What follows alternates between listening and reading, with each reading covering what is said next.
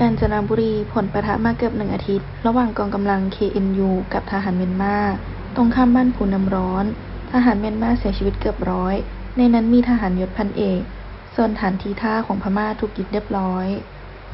ผู้สื่อข่าวรายงานว่าจากกรณีเกิดสถานการณ์ยิงปะทะกันระหว่างกองกำลังกะเหรี่ยงพลน .4 กองทัพปลดปล่อยแห่งชาติกะเหรี่ยง KNLA กับทหารเมียนมาในพื้นที่บ้านแม่น้ำทิทะกิ่งอำเภอเมตตาจังหวัดทวายประเทศสาธารณรัฐแห่งสภาพเมียนมา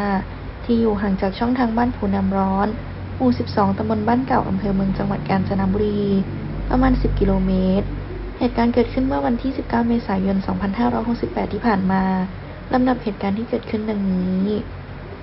เวลา 16 นาฬิกาถึง 17 นาฬิกากองกำลังกะเหรี่ยงพลน .4 KNLA ได้ใช้กำลังพลติดอาวุธพร้อมอากาศยานไร้คนขับติดระเบิดขนาด 40 มิลลิเมตรรวมถึงเครื่องยิงลูกระเบิดขนาด 120 มิลลิเมตรเข้าโจมตีเพื่อกดดันทหารเมียนมาบริเวณฐานล่างกองร้อยรักษาความปลอดภัยบกยศที่ 1 อย่างต่อเนื่อง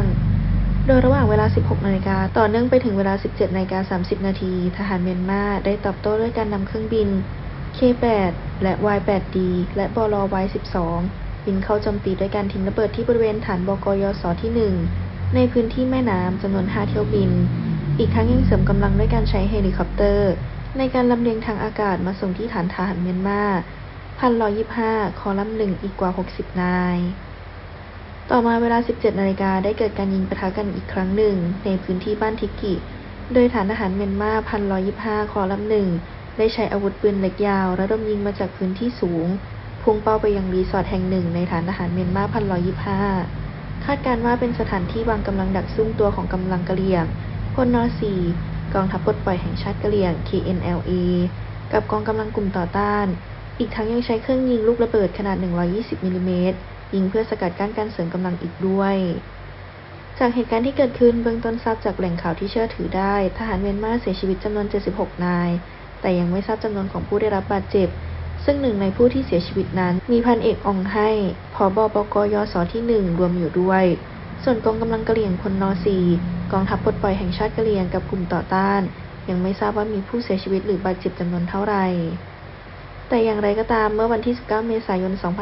2568 กองกำลังกะเหรี่ยงพลน .4 กองทัพปลดปล่อยแห่งชาติกะเหรี่ยง KNLA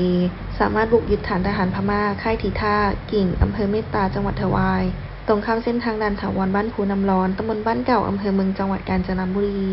โดยการปะทะในครั้งนี้ชาวบ้านในฝั่งบ้านทิคี